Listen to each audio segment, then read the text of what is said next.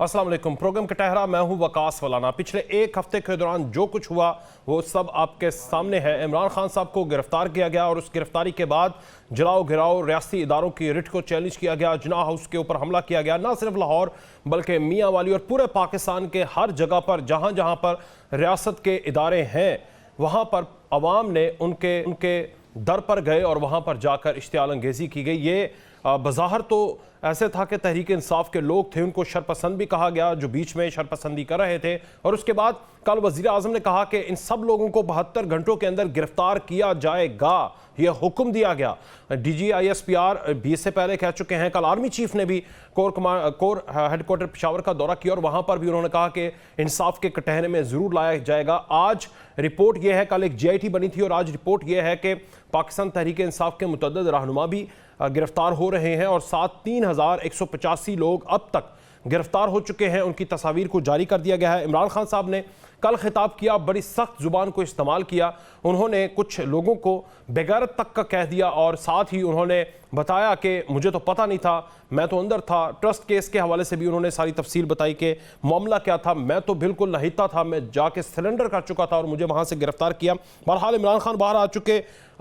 इस वक्त सिक्योरिटी हुकूमत उन्हें प्रोवाइड कर रही है, मगर साथ गिरफ्तारियां भी जारी हैं। इमरान खान ने आज फिर एक इंटरव्यू दिया और इंटरनेशनल एक न्यूज़ इदारे को, और उन्होंने कहा कि मैं दोबारा भी जेल जाने के लिए तैयार हूं।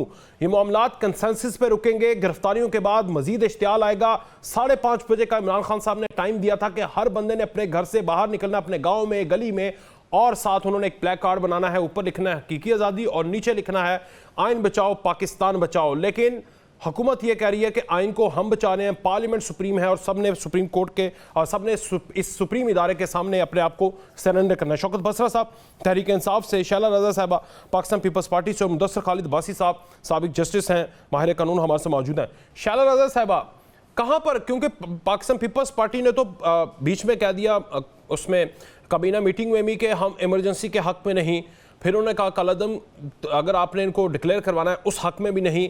होना क्या चाहिए? कंसेंसस होना चाहिए या गिरफ्तारियों के आप हक में हैं, सियासी गिरफ्तारियां होती रहेंगी, मजीद इश्तियाल आएगा, या फिर इसको किस तरह टैकल करना चाहिए? शैला रज़ा साहब। अच्छा देखिए, ये तमाम पार्टीज़ का मुतालबा नहीं था इमरजेंसी, ये एक आध पार्टी ने अपना इंदिया दिया था। कलअदम भी जो है वो सबका नहीं था। और दूसरी बात यह है कि कलअदम इस तरह करने से फ़ायदा नहीं होता। अब तीसरी बात यह है कि डायलॉग तो हो रहा था। अगर ये चाहते हैं कि इनके ऊपर जो केसेस हैं या इनके लोगों के ऊपर जो केसेस हैं वो डायलॉग की आड़ में ना हो, तो ये तो नहीं हो सकता। कानून का अपना रास्ता है, कानून सबके लिए बराबर है। अगर कोई वज़ीर आज़म है या सदर है तो इसका मतलब ये नहीं है कि उसके ऊपर जो केसेस हैं वो नहीं होंगे, कि वो सबसे मकबूल लीडर है।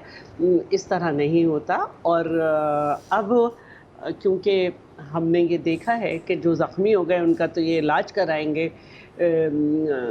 इनकी यास्मीन राशिद साहिबा की और महमूद रशीद साहब की और उनके बेटे की, सबकी आवाज़ें हैं कि क्या करना है। फिर हसन नियाज़ी साहब के तो बड़े कारनामे हैं कि किस तरह यूनिफॉर्म को उन्होंने नचाया पूरे स्टिक पे लहरा के। तो ये सब तो गिरफ्तारी वाले लोग हैं। फिर जिनको पहचाना जा चुका है वो उनको तो नहीं छोड़ा जाएगा। और ये तरीक़ा नहीं है। दुनिया में हज़ारों मुज़ाहरे होते हैं, लेकिन आप अपनी यादगारों, आप हाज़िर सर्विस से इख्तलाफ रख सकते हैं, आप एक इख्तलाफी नोट रख सकते हैं, उसके फ़ोरम पे उसका इज़हार कर सकते हैं, लेकिन ये तरीक़ा नहीं है।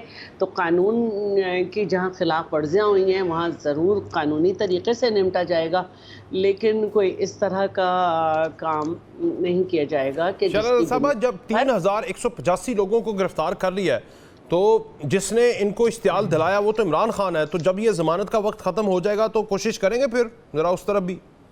जी बिल्कुल, क्यों नहीं करेंगे। ये तो एक ब्लैंकेट उनको दे दी गई और बाहर निकलते ही उन्होंने, याद होगा कि कानून था कि आर्मी को और फौज को कह दें बुरा नहीं कहा जाएगा। बाहर निकलते ही उन्होंने आर्मी चीफ के ऊपर बात की। और ये वैसे भी कोई तरीक़ा नहीं है कि किसी को इस तरह से जो है ज़मानत दे दी जाए, और जबकि उनकी गिरफ़्तारी भी जो है जिस केस में वो ज़मानत लेने आए थे उस केस में नहीं हुई, तोशाखाने में हुई थी। नहीं बसरा साहब, आपको ब्लैंकेट मिला हुआ था, वो ब्लैंकेट जैसे ही हटना है इमरान खान दोबारा इन जाएंगे और ये भुगतना तो पड़ेगा ना। हाजिर सर्विस को आप तनकीद कर सकते हैं, मगर शोहदा का क्या कसूर था? अब जो आपने किया है वो सजा भुगतें। अच्छा, पहली बात तो ये है कि जो सियासी कारकुन है वो ना तो जेलों से डरता है ना FIR से डरता है। उसके लिए तो जाहिर है ज़हनी तौर पर तैयार रहना चाहिए, और ख़ासतौर पे थर्ड वर्ल्ड कंट्रीज में जहाँ पे पॉलिटिक्स होती है वहाँ पे तो ये इश्यूज होते हैं। जहाँ पे डेमोक्रेटिक कंट्रीज हैं वहाँ पे ये इंतकामी सियासत नहीं होती है। और मेरी तो दुआ है कि अल्लाह करे हम माजी से सबक सीख लें। और 70 साल में हम लोगों ने स्वाय एक दूसरे के मुकदमे करवाने के, इंतकामी कार्रवाई करवाने कुछ नहीं किया। अच्छा, मैं आपको कर्ज करूँ, पहली बात तो ये है कि जो बात आप कहना चाहते हैं कि एहतजाज करना हमारा आईनी, सियासी जमातों की बात कर रहा हूँ, सियासी वर्ग की बात कर रहा हूँ कि पूरा मन एहतजाज करना हमारा आईनी सियासी जमहूरी हक है। अच्छा, उससे कोई नहीं रोक सकता। अब जो बात आप कह रहे हैं, पहले मैं अपनी बात कर दूं फिर मैं आगे चलता हूँ। जो बात आप कहना चाहते हैं मौलाना साहब, हुआ ये कि मैंने अपने हल्के औरंगाबाद फुराबाद में पूरा मन एहतजाज किया। उसके बाद मेरे ऊपर दहशत गर्दी की FIR दे दी गई। ना कोई जिलाओ गिराव किया, ना कानून को हाथ में लिया, ना गमला टूटा। अच्छा, सिर्फ मेरे पे नहीं, बहावल नगर में इस वक्त तकरीबन आप गिरफ्तार नहीं हुए अभी तक? मेरी बात सुन लो, मैं बताता हूँ आपको। छापे पहले नहीं घबराओ ना, तभी थोड़े स्टूडियो पहुंच नहीं सके, मैं माफी चाहता हूँ। अच्छा। अभी ताजा एक छापा लग गया, ना डरें बसरा साहब, आ जाएं, मैं भेज देता हूँ यहाँ से सिक्योरिटी। जो डर, लेकिन किस्मत बहादुरों का साथ देती है, कमजोरों का नहीं देती। जो डरता है वो मरता है। सियासत में मैं फिर कह रहा हूँ टाइमिंग होती है। गिरफ्तारी का आपको याद होगा, जब मैं गिरफ्तारी का ऑर्डर आया था हम लोगों ने वॉलंटरी गिरफ्तारियां दी थी। इस बात से डरने वाले नहीं। बात जो आपको कह रहा हूँ वो सुन लीजिएगा मेरे भाई। मेरे जिला बहावलनगर की मैं बात कर रहा हूँ, 40 लोग नामजद है दहशतगर्दी के FIR में, और कम से कम कुछ 250-300 लोगों को नामालूम रखा हुआ है। अब बात रह गई कि जो आपने बात कही, अफवाज, इदारे सब हमारे हैं, ये मुल्क भी हमारा है, ये इदारे भी हमारे हैं, और सबसे बढ़कर फौज जो है उससे बड़ी हमारा ना कोई इदारा है। वो हमारी सलामती के दामन है। और खास तौर पे पाकिस्तान की फौज, मौलाना साहब, दुनिया की बेहतरीन फौज है। हमारी एजेंसी ISI दुनिया की बेहतरीन एजेंसी है। जिन लोगों ने ये काम किया है, मैं आपके बिल्कुल ओपनली चैनल पे कह रहा हूँ, वो इन्वेस्टिगेट होनी चाहिए, उनकी तहकीक तफ्तीश होनी चाहिए। अच्छा, जो भी इन्वॉल्व हो, चाहे वो महमूद रशीद हो, चाहे वो यास्मीन राशिद हो, वो शौकत बसरा हो, वो इमरान खान हो, व्हाट्सोएवर, नहीं जी, ये कहीं नहीं है कि आप एहतजाज को वायलेंस में ले जाएं।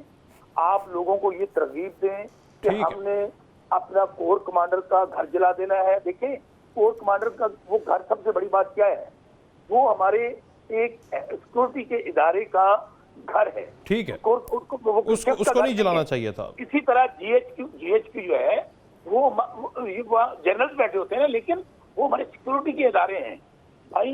इसके ऊपर हमारी पूरी ना पार्टी की लाइन है ना PTI की लाइन है।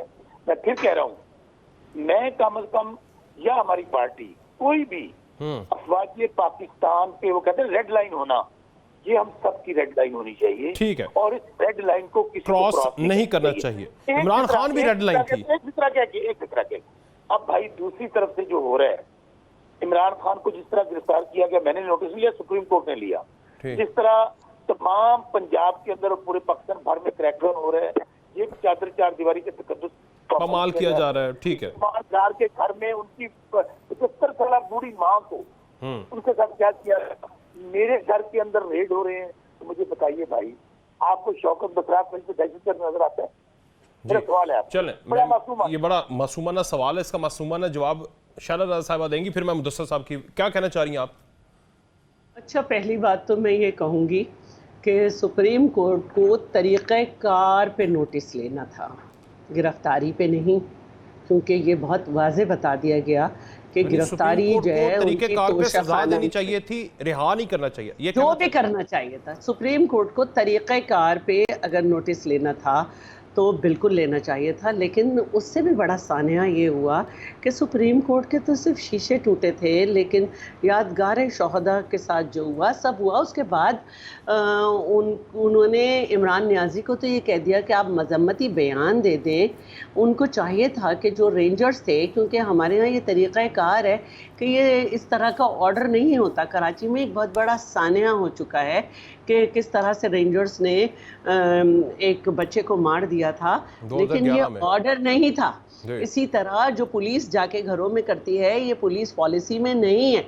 आप जो रेंजर्स थे उनको कहते कि जिन्होंने ये शीशे तोड़े इन्हें गिरफ्तार करके लाया जाए, आप उन पे बात करते। इमरान पे तो आपने कहा सिर्फ मजम्मत करें, और उस शख्स ने बाहर निकल के कहा कि इसका जिम्मेदार आर्मी चीफ है और दोबारा मुझे गिरफ्तार किया तो ये फिर होगा। उसने इसलिए कहा, लेकिन आपको शौकत बसरा दहशतगर्द नजर आता है। नहीं किया गया था, जब उसे गिरफ्तार नहीं किया गया था तो गिरफ्तार होने से पहले उसने स्टेटमेंट दिया था कि मुझे गिरफ्तार किया जाएगा तो आप निकलें, और उसके पीछे यह मनसूबाबंदी थी जिस पे यास्मीन राशिद और मुख्तलिफ लोग उकसाते रहे। उकसाना, इमरान ने उकसाया है लोगों को, और उसके बाद जो है अपने आप जाके सब ले लिया। जो बेगुनाह हैं वो कराची में भी छोड़े जा रहे हैं। ठीक, जो बेगुनाह है वो कराची में भी छोड़े जा रहे हैं। जो बेगुनाह है वो छोड़े जा रहे हैं, ये शौकत बसरा साहब को पता होना चाहिए। मुदस्सर खालिद अब्बासी साहब, सुप्रीम कोर्ट ने जो मैं आता हूँ सर, जरा मुदस्सर साहब का भी पॉइंट ले लेना। जो सुप्रीम कोर्ट ने किया सर, तरीक़ेकार के ऊपर नोटिस लेते, जिन्होंने शीशे तोड़े उनको कटहरे में लाते, जिसने कहा था कि अगर मैं गिरफ्तार हुआ तो ये करना, उसको कहना good to see you and wish you best of luck. Sir देखिए, आईनी और कानूनी तौर पर और जो रवायात हैं कोर्ट की, जो प्रेसिडेंस है, जहाँ तक इस बात का ताल्लुक है कि हुकूमत ने या रेंजर्स ने या जिसने भी उनकी गिरफ्तारी की है, उसका जो तरीका था या जिस अंदाज में वो सारा कुछ किया गया, उससे के बारे में तो कोई दो आरा नहीं हो सकती कि अगर कोई भी मुल्ज़म, मैं इमरान खान साहब की बात नहीं कर रहा, अच्छा, अगर वो वहां पे जाता है और वो कोर्ट का अप्रोच करता है तो उसको इस तरह से जो है कोर्ट के प्रेमिसेस में गिरफ्तार किया जाना जो है, ये आम तौर पर जो है वो कानूनी और आईनी रवायात के खिलाफ है। ये मैं आपसे, ये जो कानूनी बात मैं आपसे कर रहा हूँ। अब रहा ये सवाल कि सुप्रीम कोर्ट के अंदर जब वो गए तो उनको कैसे डील किया गया। सुप्रीम कोर्ट ने गालिबन सिर्फ इस हद तक ये ऑर्डर पास किया कि जिस तरीके से इनको गिरफ्तार किया गया, उनकी वो गिरफ्तारी का तरीका जो था वो गलत था, लिहाजा उन्होंने रिहाई का हुक्म दे दिया। जहां तक इस बात का ताल्लुक है कि कोर्ट में जज साहब ने जो रिमार्क्स पास किए, जाहिर है कि ये हमारा मसला रहा है और बहुत काफ़ी अरसे से है कि अदालतों के अंदर जो है वो असूली तौर पर, और आइडियली तो ये होना चाहिए कि जब भी कोई मसला, कोई दरख्वास्त, कोई आईनी पटिशन या कोई भी केस अदालत के सामने जाए तो अदालत को जो है वो अपने आप को उस पटिशन तक महदूद रखना चाहिए और कोई ऐसी ऑब्जर्वेशन या कोई ऐसा नहीं देना चाहिए जिससे ये पता चले अच्छा ये सिर्फ इस मुकदमे की हद तक नहीं है। मेरी बात सुने, क्या अदालत ये सवाल कर सकती थी कि ये जो सब कुछ हुआ, जब आप आ रहे थे और आपने कहा था कि अगर गिरफ्तारी करेंगे तो रिएक्शन आएगा, और आप जब जा रहे हैं तो आपने कहा अगर दोबारा गिरफ्तार करेंगे तो रिएक्शन आएगा। सुप्रीम कोर्ट के बाद में इस्लामाबाद हाई कोर्ट से पहले उन्होंने ये बयान दिया, तो इस्लामाबाद हाई कोर्ट ये सवाल नहीं कर सकती थी? फिर मैं जाता हूं बसर साहब की तरफ। मुदस्सर साहब जी, देखिए गुजारिश ये है कि ये तो जो हाई कोर्ट से इमरान खान साहब को जो रिलीफ मिला, वो पहली बात तो यह है कि वो इंटरिम नेचर का है। जिस केस में उनको जमानत दी गई, जो ट्रस्ट का केस था, जो अलकादर ट्रस्ट का केस था, नैब का केस जो था, उसके अंदर उन्हें गलबन 22 तारीख तक के लिए जमानत दी गई है। दूसरे मुकदमे में उनको रादारी जमानत दी गई है 2 हफ्ते की कि वो जाके मुतलका अदालत में अपनी जमानत दाखिल कर सकते हैं। और तीसरा जो केस था उसके अंदर उन्हें यह कहा गया है कि उनको किसी भी मुकदमे में जो है वो गिरफ्तार नहीं किया जाएगा, लेकिन उसका साथ ये भी बोले ना अभी मजीद मुकदमा दर्ज करेंगे, उसमें भी नहीं हुआ। नहीं, मैं ऐसा करता हूँ, उसका इत्तलाक जो है वो सिर्फ हाई कोर्ट की हुदूद के अंदर होगा, यानी जहां तक हाई कोर्ट इस्लामाबाद की जुरिस्डिक्शन है उस तक होगा। अब रहा ये सवाल कि इसके अलावा अगर कोई मुकदमा है तो इस तरह का कोई रिस्ट्रेंट ऑर्डर अगर है तो गालिबन उन्हें गिरफ्तार नहीं किया जाएगा, लेकिन बहरहाल ये जो रिलीफ है ये अबूरी नोयत का है, और जब इसके ऊपर फाइनली बहस होगी ठीक है, पॉइंट समझ आ गई। बसर साहब की तरफ जी। बसर साहब क्या कहना चाह रहे थे? आपने कहा मैं पॉइंट देता हूँ, फिर मैं सवाल करता हूँ। अच्छा, मैंने आपको ये करना चाह रहा था भाई, मैंने दोनों गुफ्तगू सुनी है। देखिए, शैला रजा एक वर्कर है और जद्दोजहद बहुत की इन्होंने जिंदगी में, और माशाल्लाह उनको देखा आपके है। साथ ही होती थी? मैं हम इकट्ठे होते थे। मैं फिर कह रहा हूँ कि मैं तो फख्र महसूस करता हूँ बतौर एक मैं वर्कर के, पीपल्स पार्टी ने मुझे नाम दिया, शनाख्त दी, और मैंने वहां भी वहीं भी जद्दोजहद की, और पीपल्स पार्टी से बढ़कर किसी ने जद्दोजहद भी नहीं की, इसमें कोई शक व शुबा नहीं है। और आज भी कर रहे हैं। सुनिए, बदतरीन मार्शल था आमिर ज़ियाउल हक का, जिसके दौरान लोगों को फांसियां दी गई, कोड़े मारे गए। क्या हम आज भी उसी दौर में गुजर रहे हैं? सवाल आज भी शैला रजा मेरी बहन मुझे बात बताते हैं, सवाल ठीक क्या एहतजाज करने पे दहशतगर्दी का पर्चा होना चाहिए? क्या आपको ये हक खत्म हो गया है? आइन तो वैसे अमली तौर पे, मुझे जो अफसोस है अभी, क्योंकि शैला मेरे साथ है, जो सबसे अफसोस है मुझे कि जो आइन की खालक जमात थी, आज भुट्टो साहब की रूह और बीबी की रूह भी तड़प रही होगी कब्र के अंदर, कि जिन्होंने आइन बनाया था, और ये आइन वाहिद है जो पाकिस्तान को इकट्ठा रख सकता है। आइन अमली तौर पर टूट चुका है। अच्छा। और इस आइन को तोड़ने में पीटीआई नहीं, 13 जमातें मुलव्वस हैं। और मैं सबसे ज्यादा आज भी पीपल्स पार्टी इसकी मुहाफिज थी, पीपल्स पार्टी इसकी सखेल थी। इनका रवैया मुझे देख के अफसोस हो रहा है कि आज जिस तरह इंसानी हकूक पामाल हो रहे हैं, जिस तरह आइन की धज्जियां उड़ाई जा रही हैं, जिस तरह पुरअमन, मैं फिर कह रहा हूँ, पुरअमन कारकुनों पे, और ये वक्त गुजर जाएगा, मेरी बात समझिएगा, ये वक्त गुजर जाएगा। मैं आज फिर आपके चैनल के जरिए, CNN के जरिए, मैं पीटीआई के कारकुनों को भी कहना चाहता हूँ, खुदारा कानून को हाथ में ना लें। अच्छा। गिराव ना करें। अच्छा। तो तशद्दुद कार्रवाई में इन्वॉल्व ना हो।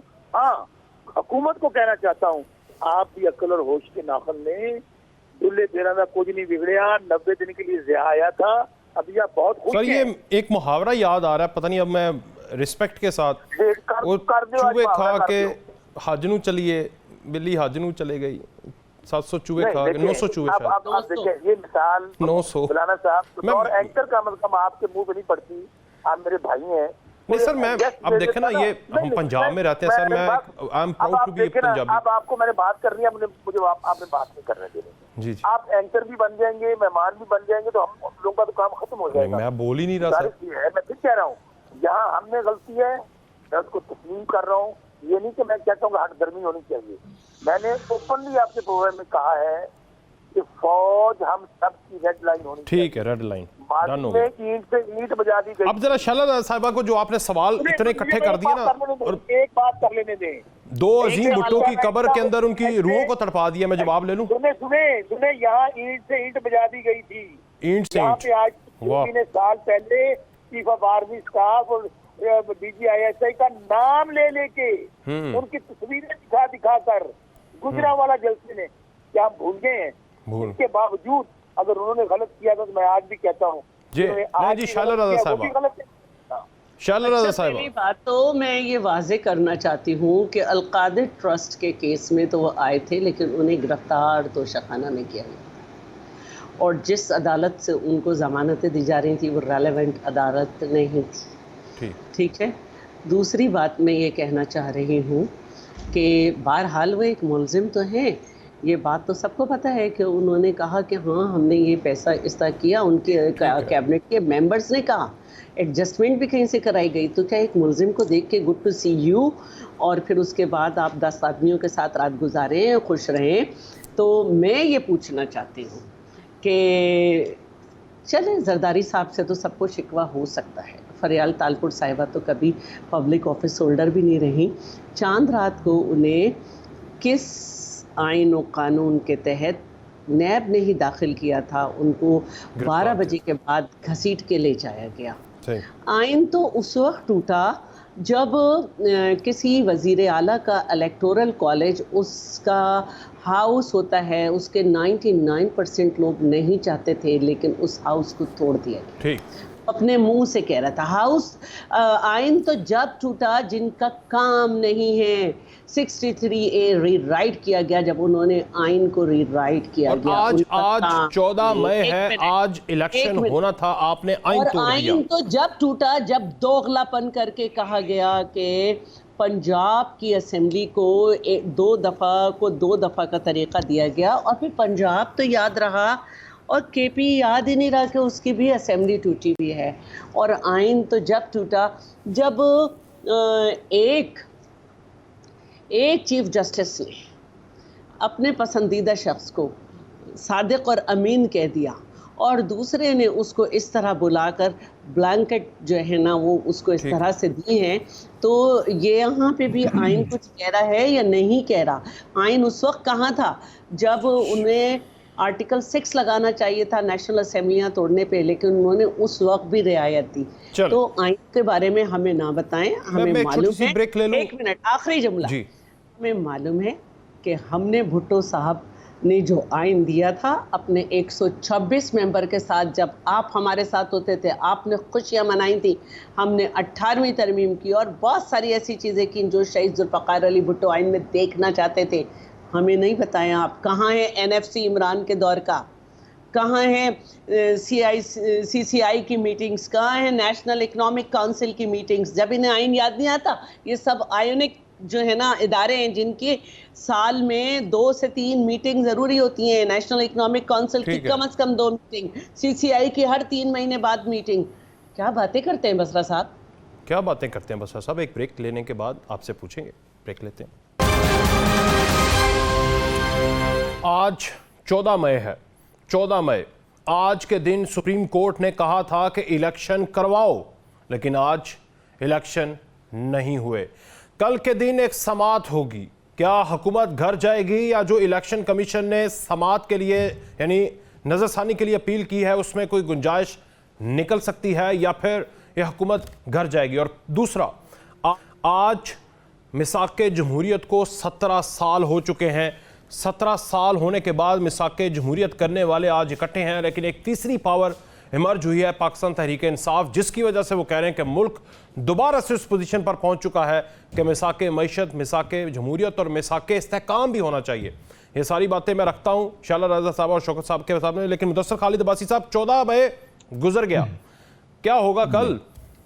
देखिए, नजर तो यूं आ रहा है जैसे सुप्रीम कोर्ट ने कोशिश की है कि किसी न किसी तरीके के साथ ये मामला जो है ये सियासी जमातों के दरमियान भी अफ़हाम तफ़हीम के साथ तय हो जाए। और दूसरी बात यह है कि जो डेडलाइन दी गई थी या जो इलेक्शन के इनेकाद का जो बार बार मौका दिया जाता रहा, देखिए अब मैं किसी बेंच के हवाले से बात नहीं कर रहा, मैं आपके साथ सुप्रीम कोर्ट के हवाले से बात कर रहा हूँ। और सुप्रीम कोर्ट का जो हुक्म है वो तो बज़ाहिर जो है वो इम्प्लीमेंट नहीं हो सका। अब जहां तक इस बात का ताल्लुक है कि इलेक्शन कमीशन ने जो है वो अपना रिव्यू पिटीशन फाइल किया है, तो कानून ये है कि रिव्यू पिटीशन के फाइल करने से, महज फाइल कर देने से जो है वो ओरिजिनल ऑर्डर, जो ऑर्डर अंडर रिव्यू होता है वो सस्पेंड नहीं होता अनटिल और अनलेस अदालत समाअत के बाद उस ऑर्डर को सस्पेंड ना करे। लिहाजा रिव्यू पिटीशन की जो पेंडेंसी है वो इस ऑर्डर के अमल दरामद होने पर असरअंदाज नहीं हो सकती। नजर ये आ रहा है, जो मैं ये समझाऊं, क्योंकि अब देखें ना मामला जो है वो अपनी इंतहा को पहुंच चुके हैं। कल की जो डेट दी गई है और कल जो एक एहतजाज की कॉल दी गई है सुप्रीम कोर्ट के बाहर, तो लगता यूं है कि अब वक्त आ गया है कि अगर सुप्रीम कोर्ट ने कोई ऐसा हुक्म जारी न किया जो कि तौहीन अदालत के जुमरे में आता हो या उस ऑर्डर की अमल दरामद में रुकावट के जुमरे में आता हो, तो फिर हालात जो हैं वो मैं ये समझता हूं कि फिर जो हुकूमत है वो की तरफ से जो दबाव है सुप्रीम कोर्ट के ऊपर और बाकी जो इदारे हैं उनके ऊपर, वो मेरे ख्याल से बढ़ता हुआ नजर आता है। लिहाजा मुझे यूं लग रहा है, मैं ये महसूस कर रहा हूं कि शायद कल जो है, क्योंकि पाकिस्तान की ये कोई ऐसी पहली दफा तो होने वाला नहीं है, आप मौलाना साहब जानते हैं ये पाकिस्तान की तारीख में होता है, तो इसमें सिर्फ फर्क यह है कि इसमें थोड़ा सा रिस्ट्रेंट शो किया गया है और थोड़ा वक्त दिया गया है और ऐसी सिचुएशन को अवॉइड किया गया है। लेकिन मुझे यूं लगता है, क्योंकि मैंने अपने इससे पिछले 1-2 प्रोग्राम में भी ये बात कही थी कि अल्टीमेटली ऐसा ही होगा, लेकिन कल की जो समाअत है वो इंतहाई क्रूशियल है। और मुझे यूं लगता है क्योंकि ऐसा फैसला कुन जो है वो मोड़ आ सकता है और अदालत जो है वो कोई ऐसा फैसला जो है ऐसा हुक्म जारी कर सकती है जो शायद बजाय, देखिए हुकूमत के लिए मुश्किलात, ये बात बाद में आती है कि हुकूमत उस हुक्म को मानती है नहीं मानती, उसकी आईनी हैसियत क्या है, अगर वज़ीर आज़म को घर भेज दिया जाता है, ये बातें बाद में होती हैं। मजीद लेकिन लड़ाई हो सकती है, मैं पूछूंगा आपसे भी कि लड़ाई कहां पर जाकर रुकेगी। ऑर्डर पास हो जाए ना बिलाल साहब, तो फिर उसके बाद जो है वो फिर सिचुएशन जो होती है वो हुकूमत के हाथ में भी नहीं रहती, और फिर हुकूमत के लिए भी बड़ी एम्बेरसमेंट हो जाएगी कि एक ऑर्डर अगर पास हो जाए, वो ऐसा ऑर्डर पास हो, लेकिन उसके लिए एक आईनी और कानूनी बात आपसे मैं शेयर करना जरूरी समझता हूँ, यह है कि अगर ऐसी कोई बात होगी और तौहीन अदालत की कार्रवाई आर्टिकल 204 और जो तौहीन अदालत ऑर्डिनेंस है उसके तहत होगी, तो उसके लिए जो कानूनी रिक्वायरमेंट है वो ये है कि पहले वज़ीर आज़म को नोटिस का दिया जाना जो है वो जरूरी है। ठीक है बसरा साहब, उनको बुला के, बसरा साहब 14 मई 2006 गलबन आप भी पीपल्स पार्टी में होंगे शायद, बड़ी एक बात हुई थी जी, एक आमिर था, और आप तो आमिरों के खिलाफ ज़िया की बात कर रहे हैं, तो ज़रा 17 साल पीछे ले जाता हूँ, तब लड़ाई की जा रही थी उस आमिर के खिलाफ, और उसके बाद आपको 2 जमहूरी दौर मिले, तीसरा इमरान खान का मिला, उसमें आप भी शामिल हो गए उनके साथ। अब फिर इस नहज पर पहुंच चुके हैं कि हमें दोबारा से मिसाके जमहूरियत की तरफ, और मैं तो कहता हूं कि मिसाके बैनुल इदारा, यानी इदारों को भी आपस में एक मिसाक कर लेना चाहिए कि अपनी अपनी हदूद के अंदर रहो। बसरा साहब। राना साहब, गुजारी जी आप बहुत अच्छी बात कर रहे हैं, इसमें कभी दो राय नहीं है कि हम सब लोगों को, अगर तो आइन की बात करते हैं तो आइन के अंदर तमाम इदारों का रोल लिखा हुआ है, उसके ऊपर दोबारा बैठ जाने में कोई हर्ज नहीं है।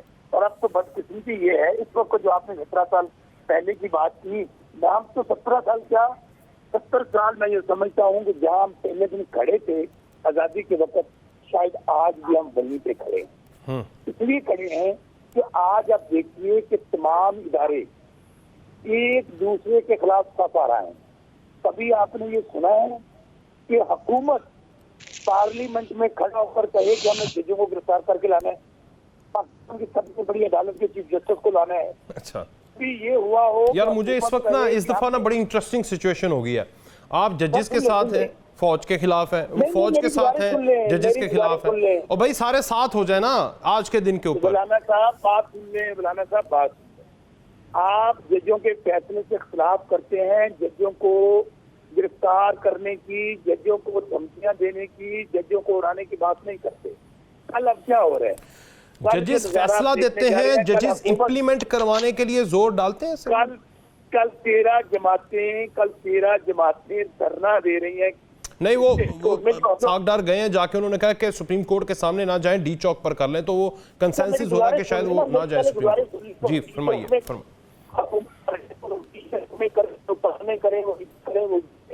गुजारिश है राना साहब, बिल्कुल आपको इस वक्त बदकिस्मती से जो इदारे हैं जिन्होंने आपस में बिठाना है दूसरे को, तमाम इदारे साफ आ रहा है। मुझे तो यकीन माने, आज शैला रजा मेरी शहद है और मैं इनको उनसे मुतासर इसलिए हूँ, बहुत जबरदस्त वर्कर हैं, जो सारी जिंदगी उन्होंने मेरी तरह, और मैं भी एक वर्कर आदमी हूँ, लेकिन मुझे लगता है शायद पीपल्स पार्टी थक गई है। पीपल्स पार्टी वो जद्दोजहद वाली जमात नहीं रही जो आज ये बात कर रही है कि आइन कहाँ टूटा है हमें दिखा दें। अगर आइन किसी को टूटा हुआ नजर नहीं आ रहा, मुझे कोई मैंने बताया है कहाँ कहाँ टूटा। सुने बहन मेरी सुन ले, मैं कानून का इतना तालिब इल्म भी हूँ, सियासी वर्कर होने के साथ साथ। जी जी, किसी वकील को ले ले लाइन पे, अभी आपके सामने साबिक जज हाईकोर्ट बैठे हुए हैं। 90 दिन से ऊपर एक दिन इलेक्शन जा सकता है सर। 90 दिन तो 90 दिन तो अप्रैल में गुजर गए, और 90 दिन तो अप्रैल में गुजर गए। जा सकता है शहजादे बलाना भाई, उसके लिए आइन टूट गया था जिस दिन सुप्रीम कोर्ट तो फिर बचा रही थी, आइन को टूटने से कवर दे रही थी, इसी तरीके से आइन टूटने से बच जाए। आज फिर मैं वही कह रहा हूँ, इस वक्त हालात बहुत आज आप कह रहे हैं पीपल्स पार्टी में सारी पार्टियां 14 मई गुजर चुका है, आइन शिकन हो चुकी हैं। इसमें मतलब आप दहशतगर्द, वो आइन शिकन, और बचा कौन भाई? ये मुलव्वस है इस वक्त। खास तौर पर मैं पीपल्स पार्टी को बार बार क्यों कह रहा हूँ, सबसे बड़ा जदोजहद पीपल्स पार्टी। ले जी शाला साहिबा, खुदा दा वास्ते बचा दो मुल्क को, आइन को बचा दो। ये बता देना चाहती हूँ कि 90 दिन के साथ एक ऑप्शन भी है कि अगर कुछ मसला हो जाए तो उसमें कुछ दिन आगे हो सकता है। अच्छा, सिर्फ ये नहीं है कि 90 दिन। तो मैं इनसे ये पूछना चाहती हूँ, बेनज़ीर भुट्टो शहीद की शहादत के वक्त की मिसाल भी सामने है। मैं इनसे ये पूछना चाहती हूँ कि जो 30 मई आई थी, 30 अप्रैल आई थी, ये 90 दिन थी? हाँ, मैं ये पूछना सवाल। चाहती हूँ। शौकत और बसर दूसरा साहब। मैं ये कहना चाहती हूँ कि 30 वो ये जो 90 दिन है, ये सिर्फ लाहौर के लिए हैं, केपी के लिए नहीं। हाँ, सवाल वैलिड पॉइंट। ठीक है, तो एक तो हो गई ये बात। अब आपने मीसाक की बात की। देखें, जब ये आए थे हमें मालूम था और हमने इनसे कहा कि आइए मीसाक मईशत करें, ठीक, क्योंकि हम भुगत चुके हैं कि किस तरह बीबी साहिबा ने 97 में चाइना से थर के ऊपर सारे वो किए थे, लेकिन बीबी साहिबा के जाने के बाद थर भी लपेट दिया, चश्मा वो आपके साथ ही बैठे हुए हैं जनरल रिपेटा साहब। एक बात कह रही हूँ ना, सीखा ना उन्होंने। फिर उसके बाद सी पैक की बात आई, सी पैक को हमने स्टार्ट किया और हमें अभी भी ये शिकवा है कि उसको उस तरह से नहीं एग्जीक्यूट किया गया जैसे कि था, और इन लोगों ने तो बंद ही कर दिया। तो आज जो ये दिन देखने को आए हैं, तो हमें इनकी सलाहियतें पता थी, लेकिन ये क्योंकि इंतकाम का एक मिशन लेकर आए थे, थर्ड ऑप्शन के तौर पर आए थे, ज़हीरुल इस्लाम ने कहा, तो ये समझते थे हालात ऐसे ही रहेंगे। हालात ऐसे नहीं रहे। नालायकी जब उरूज पे गई तो लोगों ने साथ छोड़ दिया जो लेकर आए थे। अच्छा। तो जो हुकूमत ना चला सके, एक बिल भी पास करने के लिए उन्हें आर्मी चीफ की ज़रूरत होती थी, आज वो हमें बता रहे हैं कि हमारी जद्दोजहद क्या है। हम तो हमेशा अपनी जद्दोजहद से ही आएंगे, और अभी भी हम ये समझते हैं कि पार्लियामेंट सुप्रीम है। हमने बहुत इदारों की इज्जत की, अपने लीडर्स की जान दे दी, जुडिशल मर्डर किया गया शहीद जुल्फ़िकार अली भुट्टो का, इससे तो बसरा साहब इनकार नहीं करेंगे। बीबी साहिबा की हुकूमतें गिराई गई, उनको वैलिड इन्होंने किया। इन्होंने कहा बेनज़ीर भुट्टो शहीद की हुकूमत को कि गलत गिराई गई, लेकिन अब इलेक्शन होने वाले हैं। यूसुफ रज़ा गिलानी को गलत भेजा गया, नवाज शरीफ को गलत सजा दी गई, केस कुछ और था, दूसरे केस में गलत फैसला सुनाया गया। तो ये नहीं होगा। अब हम पार्लियामेंट की सुप्रीमेसी जो है उसको बताएंगे। इस तरह का बिकाऊ माल हमें नहीं चाहिए। ठीक है, चलें एक छोटी सी ब्रेक। और राना सनाउल्लाह मरीम औरंगजेब साहबा कह रही हैं कि पाकिस्तान तहरीक इंसाफ को कालअदम करार देना चाहिए। ब्रेक के बाद एक बार फिर से खुशामदीद। शौकत बसर साहब, तैयार हो जाओ, आपकी जमात तो कालअदम करार होने वाली है। देखिए, मैं गुजारिश करूं, आप जमातों को कालअदम करके, जमातों को तोड़ के, आपके माजी में आपके सामने मिसालें हैं। ये टीएलपी, आप उससे मुल्क को कमजोर करते हैं, आप मुल्क की कोई सर्विस करते हैं। आप मुझे बताइए ना, क्या क्या जुल्म नहीं किए गए थे पीपल्स पार्टी पे। इवन मैं मुस्लिम लीग नून की बात यार पीपल्स पार्टी का पीछा छोड़ देना, अपनी बात करें। आप बार बार उन्हें कह टीएलपी को आपने कालअदम करवाया। मैं कह रहा हूँ टीएलपी की बात कर लें, मेरी गुजारिश सुन लें।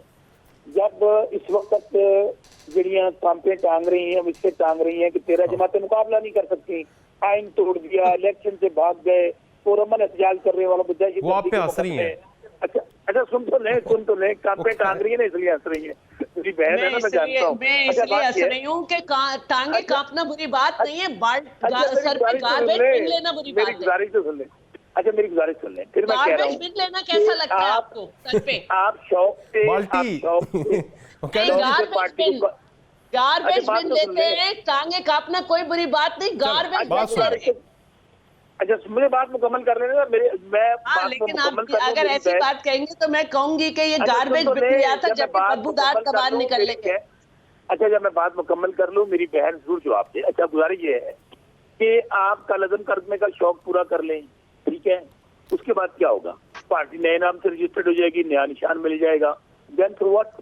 गुजारिश ये है कि कालअदम करने से, हाँ पूरा कालअदम, हाँ प्लान पूरा बता रहा हूँ ना।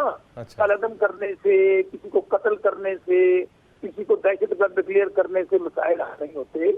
आज 70 साल हो गए हम यही काम कर रहे हैं। हम लोगों को हर चीजों का हल निकालना चाहिए। इस वक्त मुल्क आप बेकर ब्रेक पे खड़ा है, आपसे कोई मुल्क डाइटलॉग करने के लिए तैयार नहीं है। और मैं आपको अर्ज करूँ, हम खाना जंगी की तरफ बढ़ चुके हैं। यार बसर साहब, मेरी बात सुने। बसर साहब, वैसे ना ये पिछले कुछ 6 माह से ना आप मेरे प्रोग्राम में यही कह रहे हैं कि लोगों ने इनके घरों को जला देना है। ओ भाई, जला दिया। बसर साहब, अगर मैं वो प्रोग्राम आपके निकाल के चला दूं ना, तो मेरा भाई है आप, तो आप भी ना चले जाएंगे जेल में। मैं सही बता रहा हूँ, ये ना करें यार, इस तरह की बात ही ना करें। मैं तो रिक्वेस्ट कर रहा हूँ।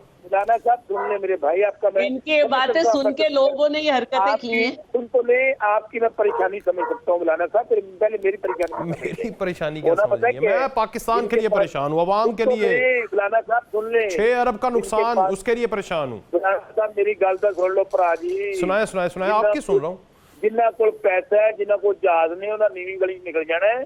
मैं शैला रजा, आप, हमें सब ने यही रहना है। जो मैं बात कहना चाहता हूँ वो सुन लें। सुनाए जब हालात जिसकी औलाद बाहर है वो चला जाएगा। सुन तो ले, मुझे अफसोस हुआ एक और बात से भी। जरदारी साहब मेरे लीडर रहे हैं, उन्होंने फ्लोर ऑफ दी हाउस क्या कहा, मुल्क दिवालिया होते रहते हैं।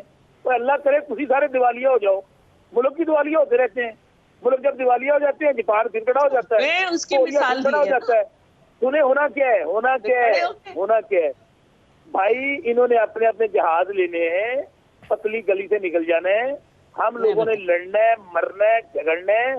फिर मैं कह रहा हूँ फौज वाहिद इदारा है जिस वक्त मुल्क को हमें सुन तो ले, सुन छोड़ देना, मेरी बात सुन ले। मैं जो बात कहना चाहता हूँ मेरे नुक्ते को समझे यार, बता भी दे। नुक्ता आधा घंटा हो गया है, वो नुक्ता बताएं, जल्दी करें। हुआ जो GHQ पे हुआ, जो कोर कमांडर हुआ, हाउस पे हुआ, जो अस्करी बैंक में हुआ, पहले PTV पे हुआ, उसकी मजम्मत बात ही खत्म कर दी शैला साहिबा। वो उसकी मजम्मत करते और आइंदा इस तरह का कुछ नहीं होगा।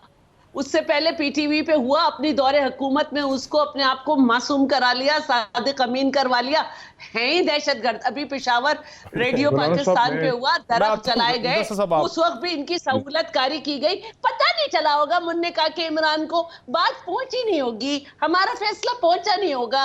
दरख्त इसलिए जलाए गए कि ऑक्सीजन की कमी थी और लीडर कह रहा है दरख्त रात को ऑक्सीजन देते।